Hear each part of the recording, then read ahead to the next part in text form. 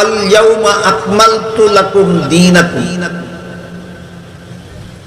এর অর্থ হলো আজকে আমি তোমাদের দ্বীনকে পরিপূর্ণ করে দিলাম। এখানে তিনটি কথা ব্যাখ্যা সাপেক্ষ। প্রথম নম্বর কথা হলো এখানে আল্লাহ আজকে বলতে কোন দিন বুঝালেন,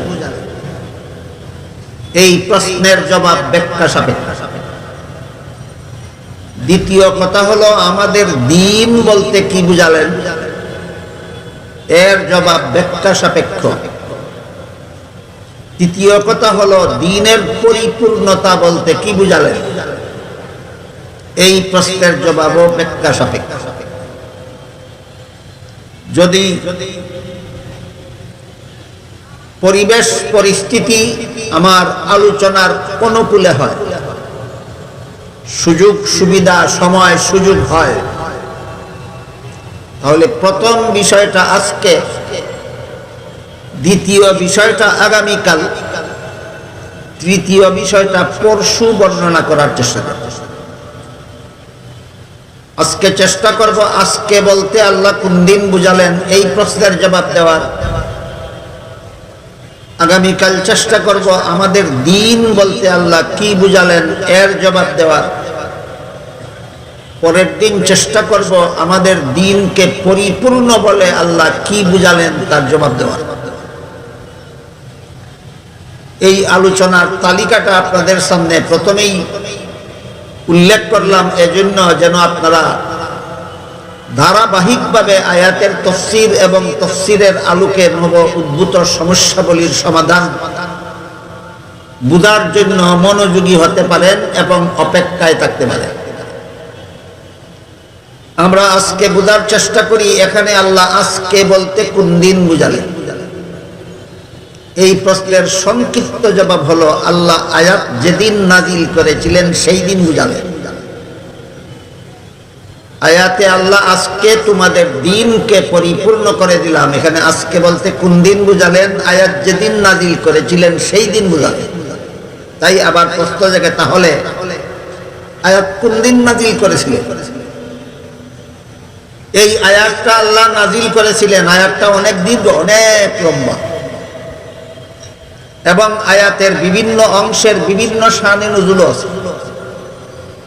সম্পূর্ণটা আয়াত আল্লাহ পাক রব্বুল আলামিন নাজিল করেছিলেন আমাদের মহানবী মুহাম্মদুর রাসূলুল্লাহ সাল্লাল্লাহু আলাইহি ওয়াসাল্লামের ঐতিহাসিক বিদায় হজের ভাষণের দিনে। আমাদের নবীর ঐতিহাসিক বিদায় হজের ভাষণের দিনে আল্লাহ আয়াত নাজিল করেছিলেন। তাই এখানে আজকে বলতে রাসূলের বিদায় হজের ভাষণের দিন বুঝালেন। ইসলামের ইতিহাস সম্পর্কে যাদের মোটামুটি ধারণা আছে তাদের জানা থাকার কথা আমাদের নবীর বিদায় হজের ভাষণের ইতিহাস। আর যাদের ধারণা নাই অথবা মনে নাই অথবা জানা নাই তাদের জন্য আমি আবার পুনরায় উল্লেখ করে বলছি, আমাদের মহানবী মুহাম্মদুর রাসূলুল্লাহ সাল্লাল্লাহু আলাইহি ওয়াসাল্লাম দুনিয়া থেকে বিদায় হওয়ার প্রায় 3 মাস আগে জীবনের শেষ হজ পালন করেছিলেন।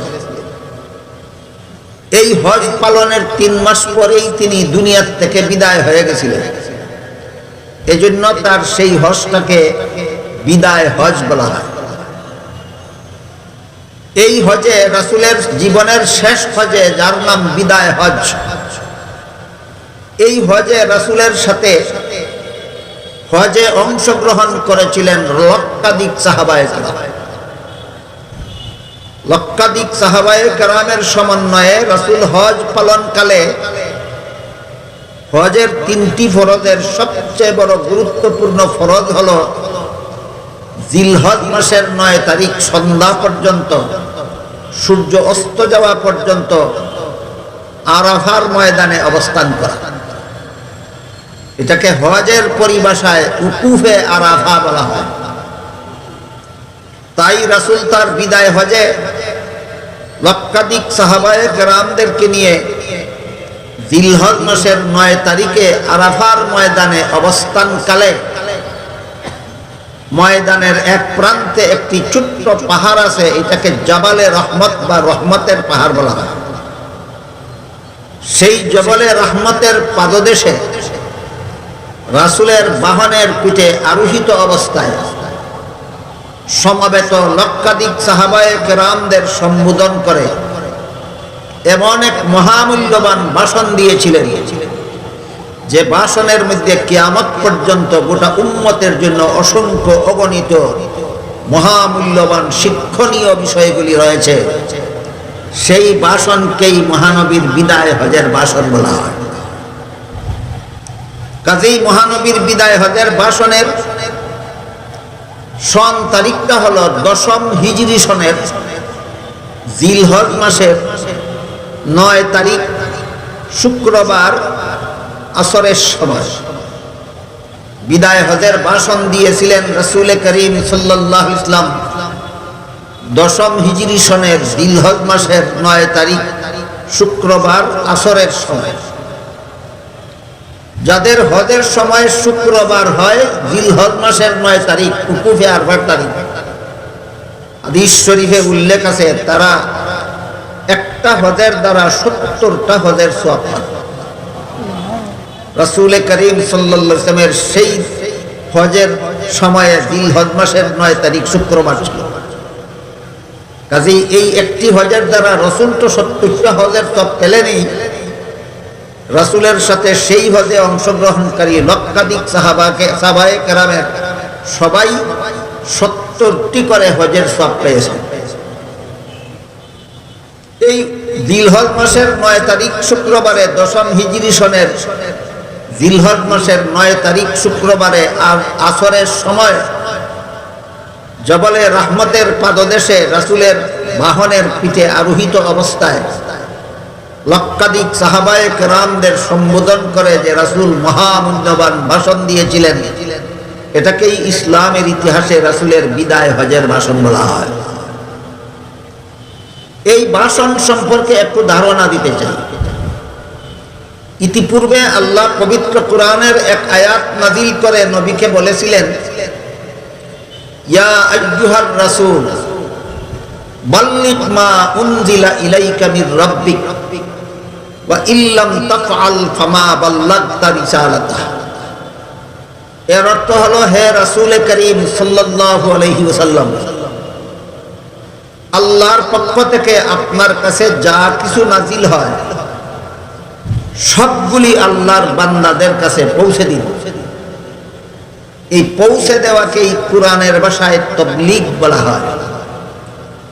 তাবলীগ শব্দের অর্থই পৌঁছে দেওয়া।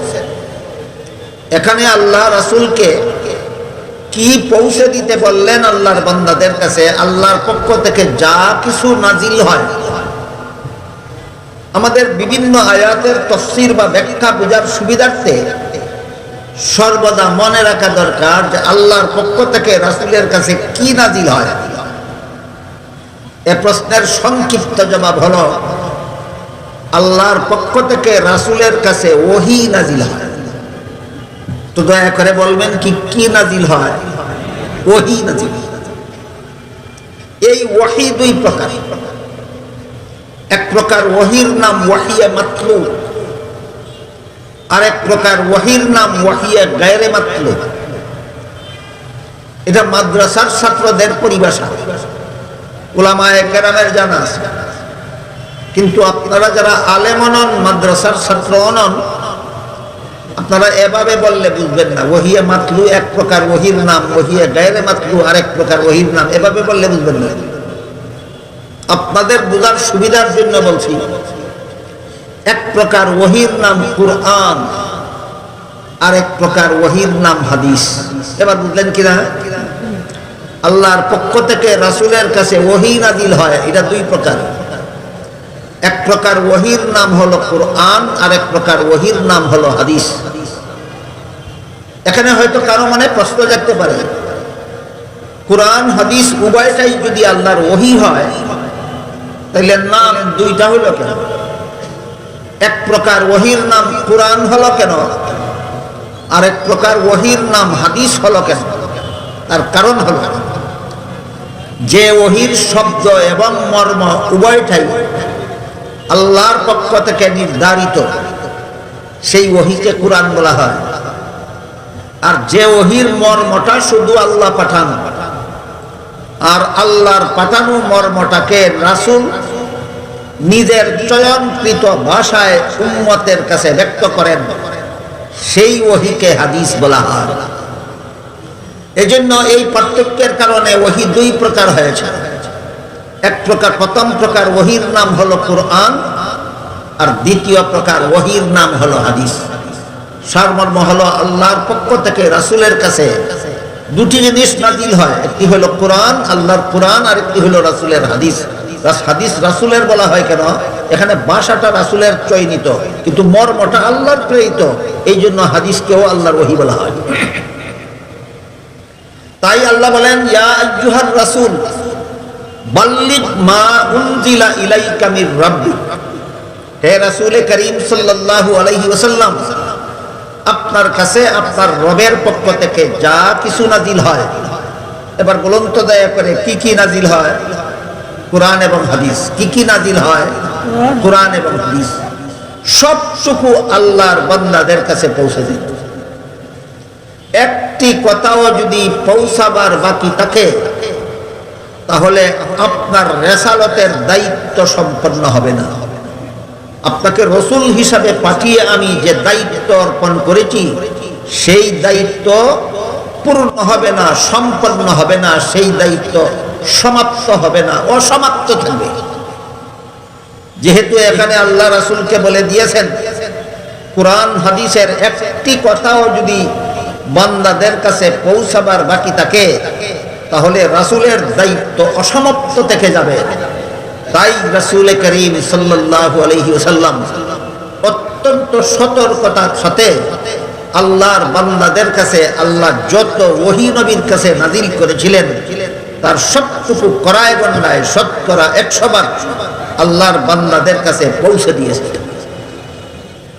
তাই ওই ঐতিহাসিক বিদায় হজের ভাষণের শেষের দিকে ভাষণে অনেক মূল্যবান কথাগুলি রাসূল বলেছেন।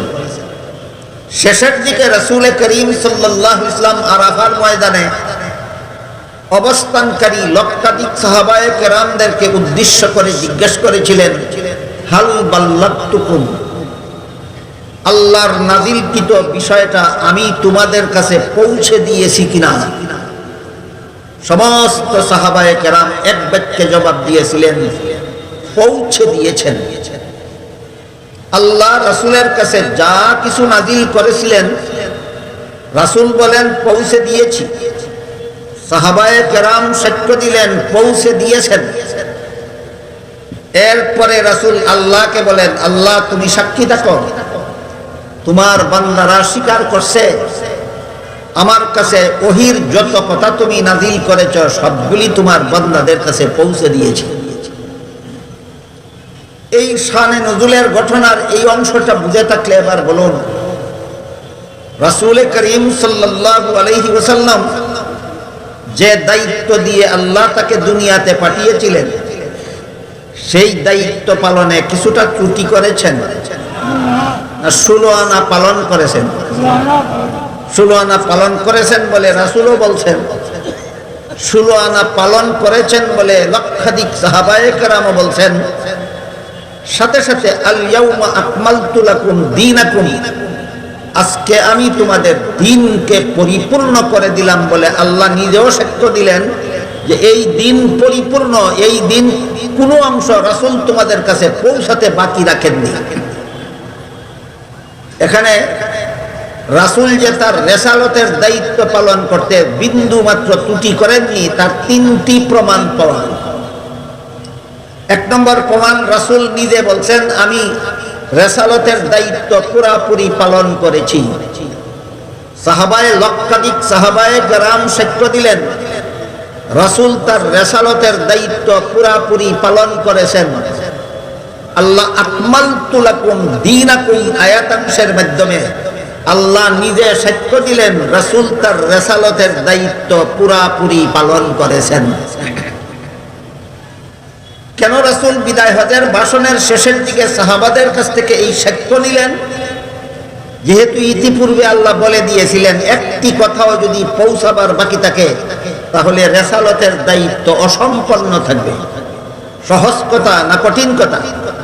এই জন্য বিদায় হজের ভাষণের দিকে রাসূল সাক্ষ্য আদায় করলেন সাহাবায়ে কেরামের কাছ থেকে, হাল বাল্লাতুকুম বলে, আমি কি আল্লাহর নাজিলকৃত সবগুলি কথা তোমাদের পৌঁছে দিয়েছি? যখন সাহাবায়ে কেরাম বলেন হ্যাঁ, আপনার কাছে আল্লাহ যা কিছু নাজিল করেছিলেন সবগুলি আপনি আমাদের পৌঁছে দিয়েছেন, আল্লাহ পাক রব্বুল আলামিন আয়াত নাজিল করে নিজেও সাক্ষ্য দিলেন, আল ইয়াউমা আকমালতু লাকুম দীনাকুম, আজকে আমি তোমাদের দিনকে অপূর্ণ রেখে দিলাম না পরিপূর্ণ করে দিলাম। রাসূল সব কথা পৌঁছাইলে পরিপূর্ণ হবে না কিছু কথা পৌঁছাবার বাকি থাকলে?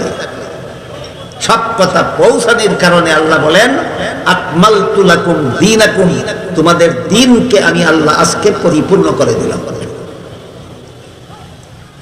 এখন যদি আপনি মনে করেন রাসূল তার রিসালাতের দায়িত্ব পালনে ত্রুটি করেছেন, তাইলে তিনটা পক্ষকে মিথ্যাবাদী সাব্যস্ত করা হয়।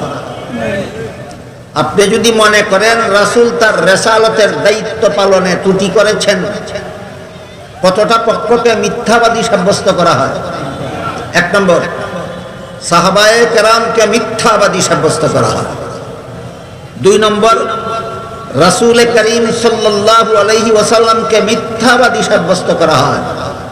তিন নম্বর, স্বয়ং আল্লাহকে মিথ্যাবাদী সাব্যস্ত করা হয়। এ পর্যন্ত, শুরু থেকে এ পর্যন্ত আমি সূরা মায়েদার ৩ নম্বর আয়াত, যে ঐতিহাসিক বিদায় হজের ভাষণকে কেন্দ্র করে নাজিল করেছিলেন, সেই বিদায় হজের ভাষণ সম্পর্কে যৎকিঞ্চিত আপনাদের সামনে তুলে ধরেছি, আলোচনা করেছি। এতে আপনারা কি বুঝলেন? রাসূল তার রিসালাতের দায়িত্ব পালনে বিন্দু মাত্র ত্রুটি করেছিলেন? ত্রুটি করে। তারপরে যদি আপনি বলেন রাসূল তার রিসালাতের দায়িত্ব পালনে ত্রুটি করেছিলেন, তাহলে সাহাবায়ে কেরামদেরকে মিথ্যুক সাব্যস্ত করা হয়, রাসূলকে মিথ্যুক সাব্যস্ত করা হয়, স্বয়ং আল্লাহকে মিথ্যুক সাব্যস্ত করা হয়। এবার বলুন, আপনি যদি এই দাবির মাধ্যমে যে রাসূল তার রিসালাতের দায়িত্ব পালনে ত্রুটি করেছেন, এই দাবির মাধ্যমে যদি আপনি সাহাবাদের মিথ্যুক সাব্যস্ত করেন, এই দাবির মাধ্যমে যদি আপনি রাসূলকে মিথ্যুক সাব্যস্ত করেন, এই দাবির মাধ্যমে যদি আপনি আল্লাহকে মিথ্যুক সাব্যস্ত করেন, তাহলে অবশ্যই আপনার আকীদায় কোনো দোষ নাই। অনেকে আকীদার দোষ বলে বুঝে না, আকীদার বলে দোষ বুঝে না। আকীদা মানে ঈমান, বিশ্বাস। আকীদা মানে ঈমান, বিশ্বাস। দোষ থাকলে ঈমান নষ্ট হয়, নির্দোষ হলে ঈমান বিশুদ্ধ হয়। তাহলে আমাদের ঈমান আকীদা দোষী হওয়া দরকার না নির্দোষ হওয়া দরকার? নির্দোষ আকীদা মন গড়া যুক্তির দ্বারা সাব্যস্ত হয় না বিশুদ্ধ কোরআন হাদিসের বিশুদ্ধ দলিল দ্বারা সাব্যস্ত হয়? কোরআন হাদিসের বিশুদ্ধ দলিল দ্বারা সহিহ আকীদা সাব্যস্ত হয়।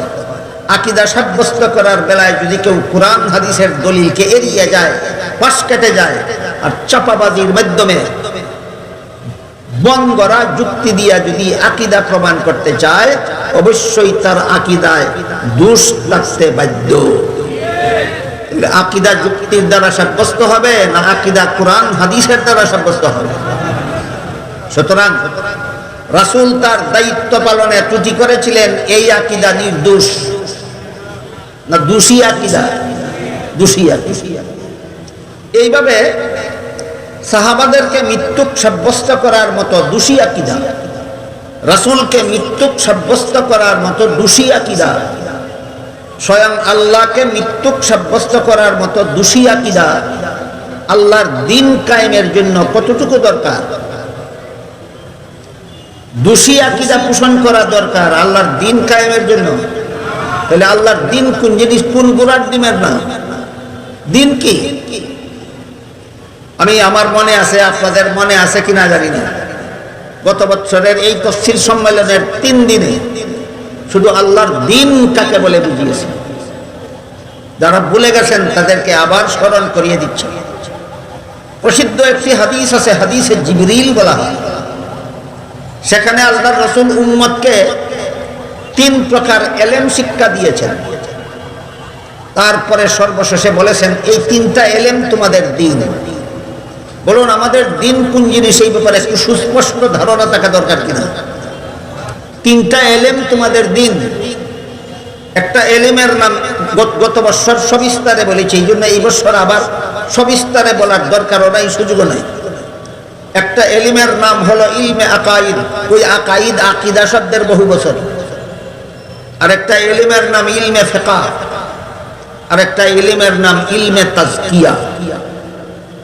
ইলমে আকাইদ শিক্ষা দিয়েছেন, ইলমে ফিকহ শিক্ষা দিয়েছেন, ইলমে তাজকিয়া শিক্ষা দিয়েছেন, দিয়ে বলেছেন এই 3টা এলেম হলো তোমাদের পরিপূর্ণ দিন। মনে স্মরণ রাখতে পারবেন জীবনভর পরিপূর্ণ দিন আমাদের কতটা এলিমের নাম বলেছেন রাসূল। 3টা এলিম শিক্ষা দিয়ে রাসূল বলেছেন এই 3টা এলেম হলো তোমাদের পরিপূর্ণ দিন। প্রথম এলিমটার নাম ইলমে আকাইদ, এটা আকীদা শব্দের বহুবচন। দ্বিতীয় এলিমের নাম ইলমে ফিকহ, তৃতীয় এলিমের নাম ইলমে তাজকিয়া। গত বছরের কথা যাদের মনে নাই তাদের জন্য 3টা এলিমের ডেফিনেশন, 3টা এলিমের সংজ্ঞা আজকে আবার বলে দিচ্ছি।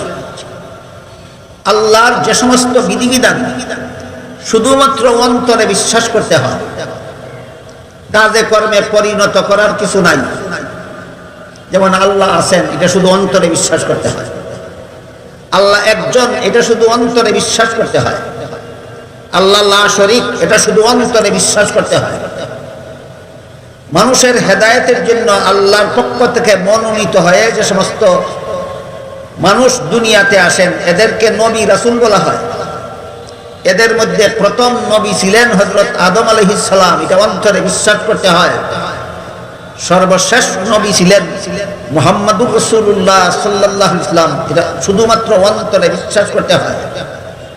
সমস্ত নবী রাসূলগণের সামগ্রিক চরিত্রের বিবরণ দিয়া আল্লাহ কোরআনে বলেন, লা ইয়ানালু আহদিজ জালিমিন, কোন গুনাহগারকে আমি নবী বানাইনি। এই কথা অন্তরে বিশ্বাস করতে হয়। আল্লাহ গুনাহগারকে নবী বানান না, আল্লাহ গুনাহগারকে নবী বানান না। এটা ইলমে আকাইদের সাবজেক্ট, ইলমে আকাইদের বিষয়। মুহাম্মদুর রাসূলুল্লাহকে শেষ নবী বিশ্বাস করা ইলমে আকাইদের অংশ। হযরত আদম আলাইহিস সালামকে প্রথম নবী বিশ্বাস করা এটা ঈমান আকীদার অংশ। সমস্ত নবী রাসূলগণকে বেগুনাহ বিশ্বাস করা ঈমান আকীদার অংশ। বুঝে থাকলে এবার বলুন তো, কোন নবীকে গুনাহগার সাব্যস্ত করতে, কোন নবীকে গুনাহগার সাব্যস্ত করতে হবে দিন কায়েমের জন্য? আল্লাহর দিন কায়েমের জন্য নবীকে গুনাহগার সাব্যস্ত করতে হয়। তাহলে দিন কায়েমের আন্দোলন যদি আপনি করেন, নবীকে গুনাহগার বানাতে যাবেন কেন? দরকারটা কি? তাহলে বোঝা গেল দাল মে কুছ কালা হয়। আপনি দিন কায়েমের আন্দোলন করেন, নবীকে গুনাহগার বলেন কেন? তাহলে বুঝে গেল দাল মে কুছ কালা হয়। আপনি দিন কায়েমের আন্দোলন করবেন, মুহাম্মদুর রাসূলুল্লাহকে দায়িত্ব পালনে ত্রুটি করেছেন বলবেন কেন? দিন কায়েমের জন্য নবীর দায়িত্ব পালনে কি পরিমাণ ত্রুটি করার দরকার? বিষয়টাকে বুঝাতে পারলাম আপনাদেরকে? বুঝে থাকতে বলুন তো, দিন কায়েমের জন্য নবীকে দোষী সাব্যস্ত করা দরকার? দিন পালনের জন্য, দিন কায়েমের জন্য নবীকে গুনাহগার সাব্যস্ত করা দরকার? না শুধু শুধু এগুলি শুধু শুধু নিছক আকীদার ভ্রান্তি। এগুলি দিন কায়েমের কোনো কাজ নয়, বরং এগুলি দিনকে ধ্বংস করার চক্রান্ত। ঠিক বলছেন মনে হয়, অনেকেই বুঝে শুনে বলেন। আমি আরেকটু বলি, তারপরে ঠিক বেঠিক বলবো। নবী যদি দায়িত্ব পালনে ত্রুটি করে থাকে, তাহলে নবীর কাছ থেকে উম্মতে যা শিখলো সেটা পরিপূর্ণ থাকে না অপূর্ণ থাকে? নবী যদি দায়িত্ব পালনে ত্রুটি করে থাকেন, তাহলে নবীর কাছ থেকে উম্মতে যা পাইল সেটা পূর্ণাঙ্গ না অপূর্ণাঙ্গ? তাহলে আমাদের দিন অপূর্ণাঙ্গ। নবী দায়িত্ব পালনে ত্রুটি করলে আমার দিন কায়েম হলো না দিন উম্মতের কাছে সন্দেহযুক্ত হয়ে গেল? শুধু উম্মতের কাছে নয়, সারা দুনিয়ার মানুষের কাছে এটা একটা প্রমাণ হয়ে গেল যে তোমরাই বলো তোমাদের নবী দায়িত্ব পালনে ত্রুটি করেছেন, কাজেই গ্যারান্টি পাওয়া গেল তোমাদের দিন ত্রুটিপূর্ণ। দিনকে, নবীকে দায়িত্ব পালনে ত্রুটি করেছেন বলে দিনকে ত্রুটিপূর্ণ সাব্যস্ত করার নাম একামতে দিন। দিন কায়েম করা না দিনকে ধ্বংস করা? এটা দিনকে ধ্বংস করার চক্রান্ত, দিন কায়েম করার কাজ নয় নবীকে গুনাহগার সাব্যস্ত করা। সহজ ব্যাপার নয়। আল্লাহ আগেই বলেছিলেন ওয়া ইল্লাম তাফআল ফামা বাল্লাগতা রিসালাতা। একটি কথাও যদি আমার নাজিলকৃত ওহীর একটি কথাও যদি আমার বান্দাদের কাছে পৌঁছাতে বাকি থাকে আপনার, তাহলে রিসালাতের দায়িত্ব পালনে ত্রুটি হয়ে যাবে। যেহেতু আল্লাহ আগের থেকেই সতর্ক করে দিয়েছিলেন, বিদায় হজের অনেক আগের থেকেই আল্লাহ নবীকে এ মর্মে সতর্ক করে দিয়েছিলেন যে আমার দিন এর একটি কথাও যদি আপনার উম্মতকে পৌঁছাতে বাকি থাকে, তাহলে আপনার রিসালাতের দায়িত্ব অসম্পন্ন থেকে যাবে। সেই কথা নবীর স্মরণে ছিল বিদায় হজের ভাষণের দিন। তাই নবী বিদায় হজের ভাষণের দিন বলেছিলেন হাল বাল্লাগতুকুম, আল্লাহর সব কথা, আল্লাহর নাজিলকৃত সব কথা আমি তোমাদের পৌঁছিয়েছি কিনা? সাহাবায়ে কেরাম বলেন পৌঁছিয়েছেন। আল্লাহ বলেন আকমালতু লাকুম দীনাকুম, তোমাদের দিনকে অপূর্ণ রেখে দিলাম না পরিপূর্ণ করে দিলাম? নবীর দায়িত্ব পালনে ত্রুটির কারণে আমাদের দিনটা পরিপূর্ণ হইল, নবী দায়িত্ব পালনে ত্রুটি করার কারণে দিনটা পরিপূর্ণ হইল না ত্রুটি মুক্ত থাকার কারণে দিনটা পরিপূর্ণ হইল?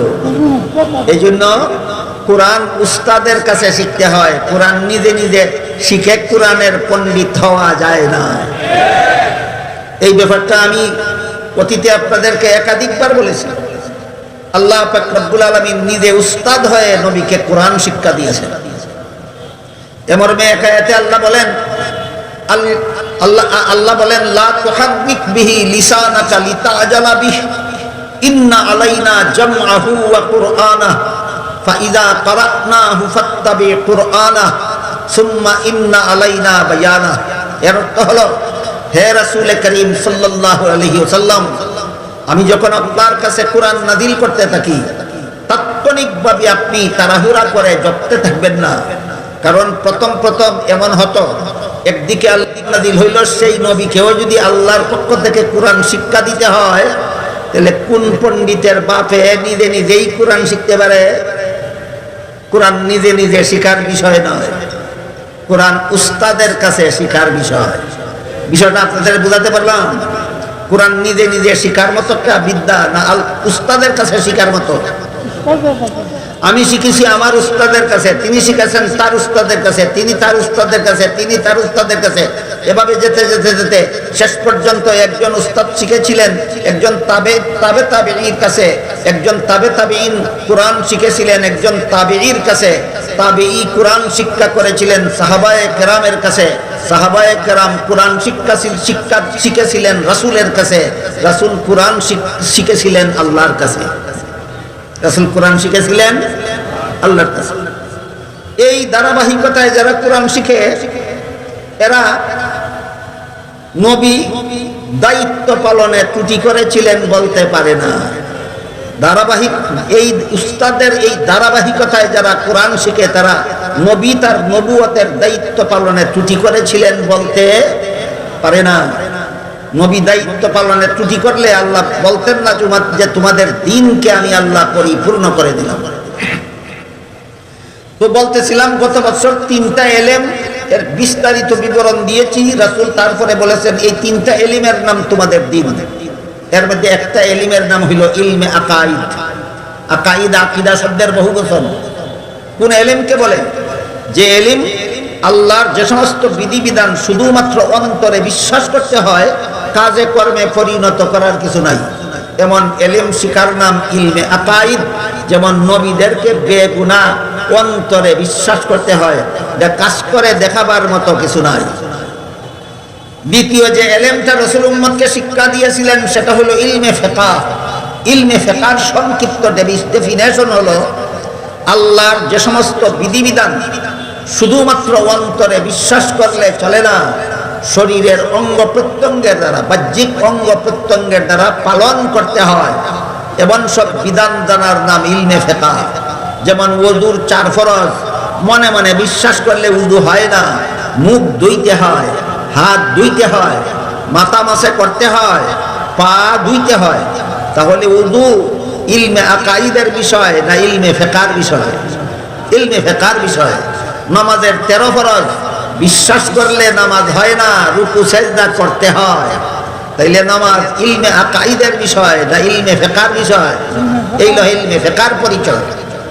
তারপরে রাসূল করিম সাল্লাল্লাহু আলাইহি ওয়াসাল্লাম সেই হাদিসে জিবরিলে উম্মতকে ইলমে তাজকিয়া শিক্ষা দিয়েছেন। ইলমে তাজকিয়ার সংক্ষিপ্ত পরিচয় হলো আল্লাহর যে সমস্ত বিধিবিধান শুধু অন্তরে বিশ্বাস করলেও চলে না, শরীরের বাহ্যিক অঙ্গ প্রত্যঙ্গের দ্বারা পালন করা যায় না, বরং আল্লাহর যেসব বিধিবিধান বিশ্বাসও করতে হয় অন্তরের দ্বারা, পালনও করতে হয় অন্তরের দ্বারা। এসব বিধিবিধান জানার নাম ইলমে তাজকিয়া। এর 3 নাম।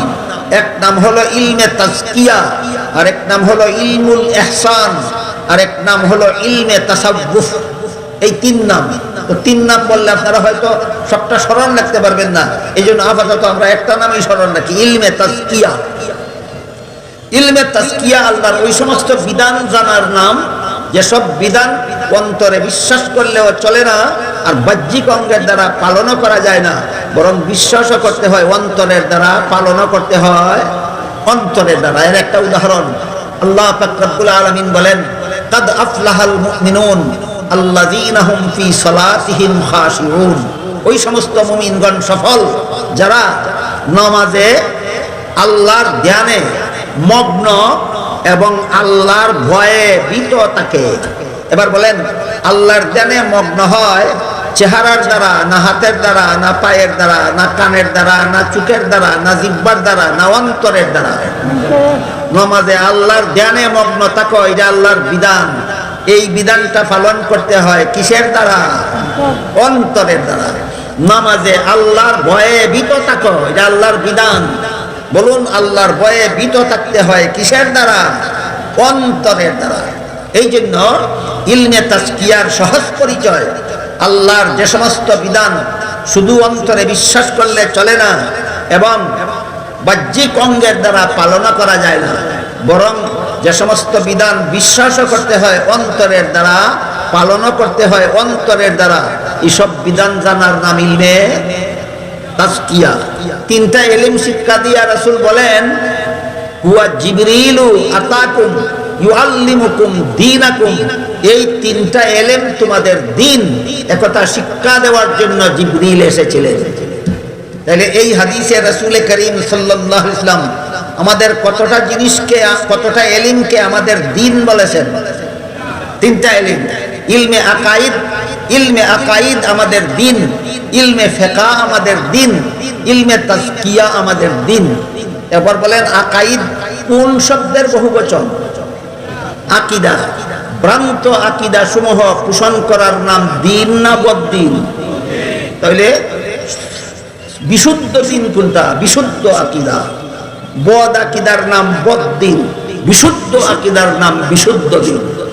রাসূল গলত আকীদাকে আমাদের দ্বীন বলেননি, রাসূল সহিহ আকীদাকে আমাদের দ্বীন বলে দিয়েছেন। কোন আকীদা দ্বীন?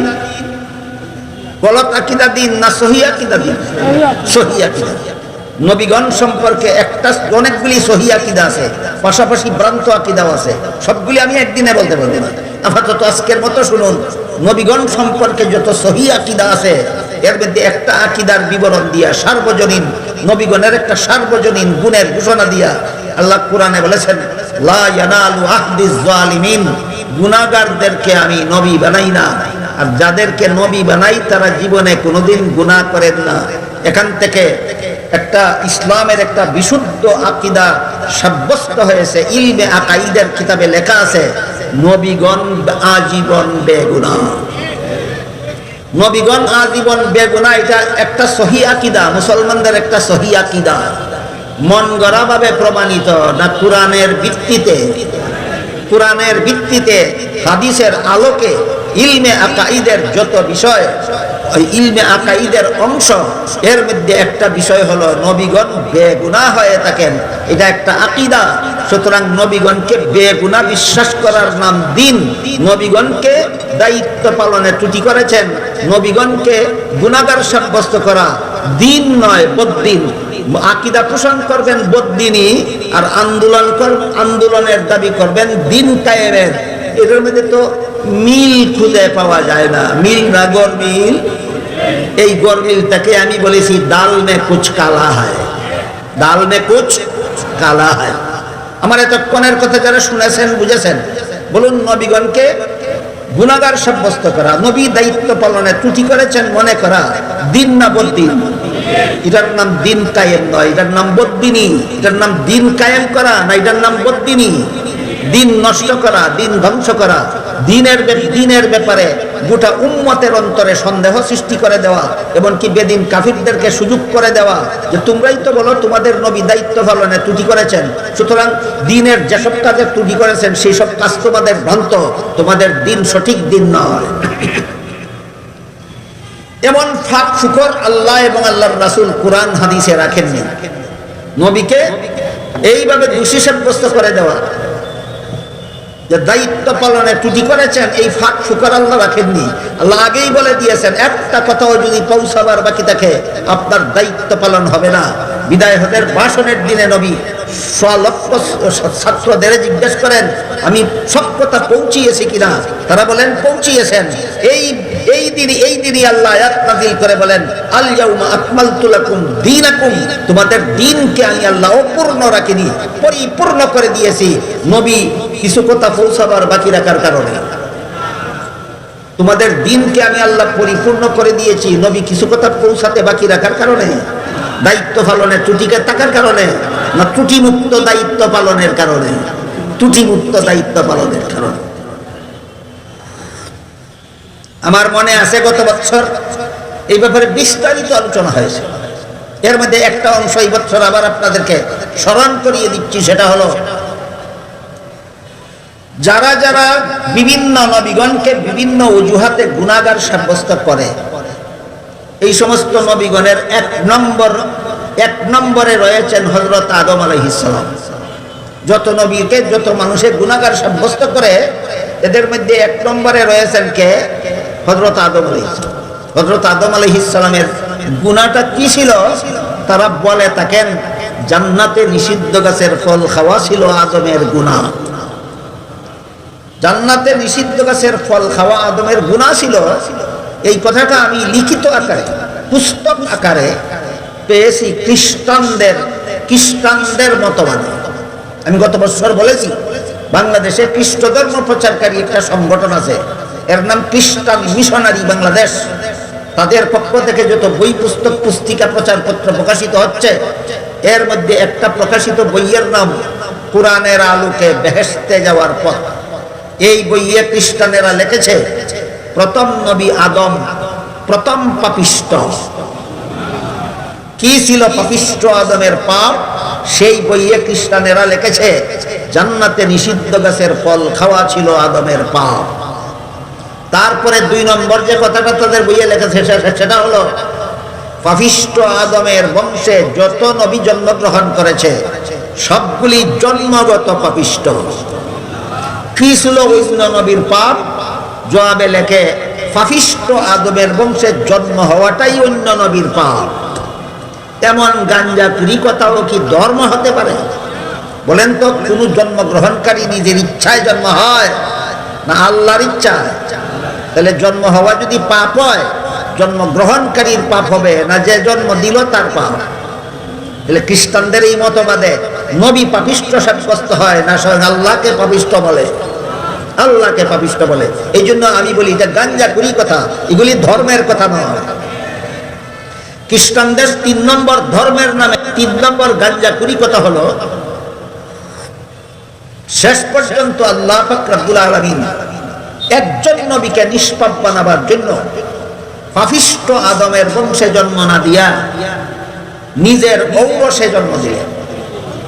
ইনি হলেন হযরত ঈসা আলাইহিস সালাম। এই একজন নবী হওয়া গেল বেগুনাহ। ইনি বেগুনাহ রইলেন কিভাবে?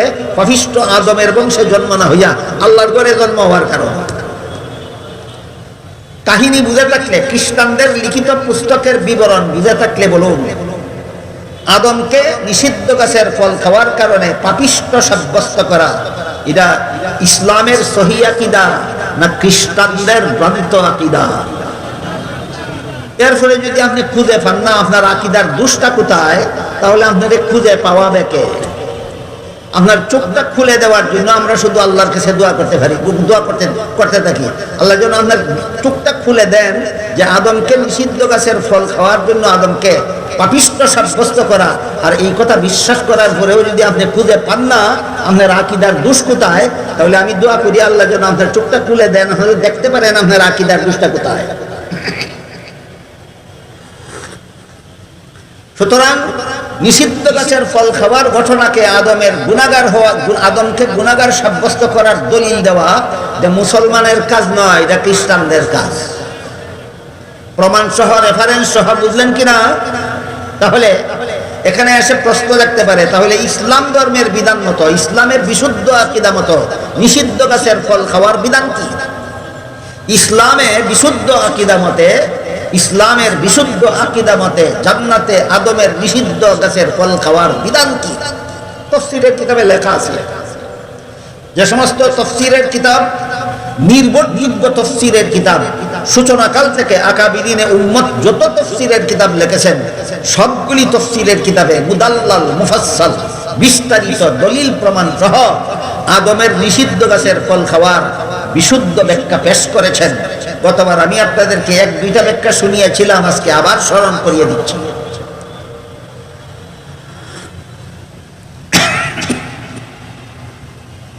মানুষের কোনো কাজে সওয়াব হয়, কোনো কাজে গুনাহ হয় দুনিয়ার জীবনে। বলুন কোন জীবনে? দুনিয়ার জীবনে। দুনিয়াতে আসার আগেও কোনো কাজে সওয়াব গুনাহ নাই, দুনিয়ার থেকে বিদায় হয়ে যাওয়ার পরেও কোনো কাজে সওয়াব নাই, গুনাহ নাই। এবার বলেন, মানুষের কোনো কাজে সওয়াব হয়, কোনো কাজে গুনাহ হয় কোন জীবনে?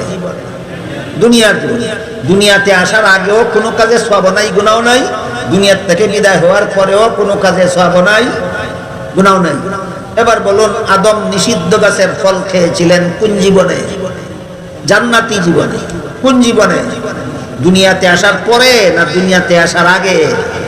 এর সাথে সওয়াবেরও কোনো সম্পর্ক নাই, এর সাথে গুনাহেরও কোনো সম্পর্ক নাই। সুতরাং খ্রিস্টানদের নিষিদ্ধ গাছের ফল খাওয়াকে গুনাহ হওয়ার দলিল সাব্যস্ত করা বাতিল, বাতিল, বাতিল। তারপরে দেখুন, দুনিয়াতে আসার পরেও আল্লাহর আদেশ নিষেধ যদি ভুলবশত লঙ্ঘন করে, তাহলে দুনিয়াতেও গুনাহ নাই। দুনিয়াতেও যদি ভুলবশত আল্লাহর নিষেধ লঙ্ঘন করে ফেলে, আল্লাহর আদেশ লঙ্ঘন করে ফেলে, দুনিয়াতেও গুনাহ নাই। এর বাস্তব উদাহরণ হলো রমজান মাসের দিনের বেলায় রোজাদারকে আল্লাহ খানা পিনা করতে নিষেধ করেছেন। করেছেন কিনা? আপনারাই বলুন, কোন রোজাদার যদি রমজান শরীফের দিনের বেলায় নিজের রোজার কথা ভুলে গিয়ে খানা পিনা করেই ফেলে, কোন রোজাদার যদি দিনের বেলায় রোজার কথা ভুলে গিয়ে খানা পিনা করেই ফেলে, কি পরিমাণ গুনাহ হয়? তাহলে কেন গুনাহ হইল না? ভুলে গিয়ে। আল্লাহ আদম সম্পর্কে বলেন, নাসিয়া আদম, আদম ভুলে গিয়ে নিষিদ্ধ গাছের ফল খেলো। তুমি ভুলে গিয়ে আল্লাহর নিষেধ লঙ্ঘন করলে গুনাহ হয় না, আর তোমার বাবার বাবার বাবা 14 গোষ্ঠীর বাবা আদমে ভুলে গিয়ে নিষিদ্ধ গাছের ফল খেলে গুনাহ হয়। তুই বেটা কোরআন শিখছস কার কাছে আর নবী চিনছস কার কাছে?